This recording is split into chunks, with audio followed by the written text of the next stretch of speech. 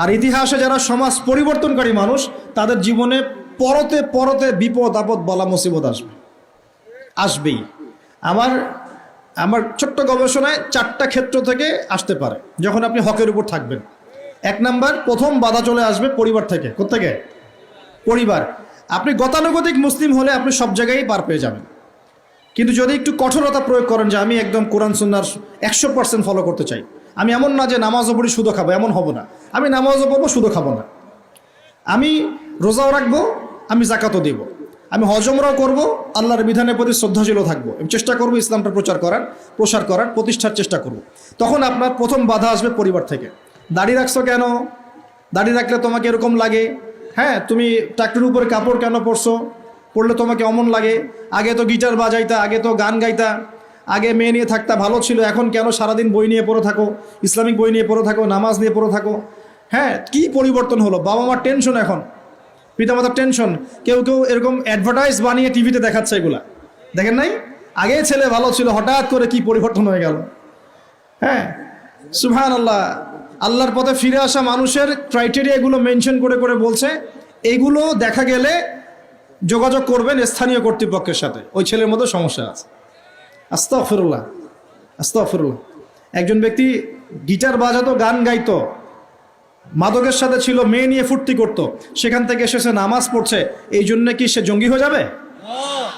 এখন সে মাশাআল্লাহ কোরআন তেলাওয়াত করছে, কোরআন বোঝার চেষ্টা করছে, আলেম ওলামার কাছে গিয়ে পরামর্শ করছে, হাদিস পড়ছে, এই জন্য কি সে জঙ্গি হয়ে গেছে?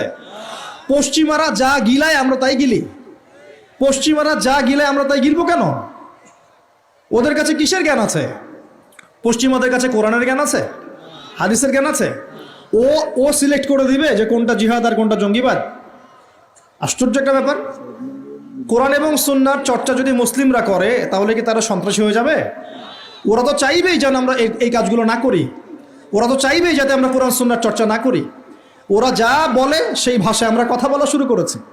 ওরা বলছে, একটু পরে আমি বুঝাচ্ছি আপনাদেরকে, ওরা বলেছে যে জ্ঞান সেটাই, ভালো করে বোঝেন, জ্ঞান সেটাই যেটা পরীক্ষা নিরীক্ষা, যুক্তি বিজ্ঞান, দর্শন দিয়ে লাভ করা যায়।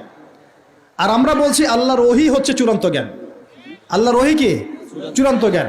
এই যে জ্ঞানতাত্ত্বিক পার্থক্য, ওরা যা দেখে না তাতে বিশ্বাস করে না, এই কারণে তারা জিনে বিশ্বাস করে না, আত্মায় বিশ্বাস করে না, আল্লাহ বিশ্বাস করে না, ফেরেশতায় বিশ্বাস করে না, পরে আগের আসমানি কিতাবে বিশ্বাস করে না, নবী রাসূলে বিশ্বাস করে না, কবরের আযাব, জান্নাত জাহান্নাম, মিজান, ফজিলত কোনো কিছু বিশ্বাস করে না। কেন করে না? ওদের এপিস্টেমোলজি হচ্ছে, জ্ঞানতাত্ত্বিক দর্শন হচ্ছে যা দেখি না বিশ্বাস করি না। আর ওই দর্শনটা আমরা কাট পেস্ট করে নিয়ে আমাদের ছোট ছোট বাচ্চাদেরকে এখন গিলাচ্ছে এইগুলো। এখন ওই দর্শন কেন ফলো করব আমরা? আমাদের দর্শন হচ্ছে চূড়ান্ত জ্ঞান কার পক্ষ থেকে আসে? আল্লাহর পক্ষ থেকে আসে।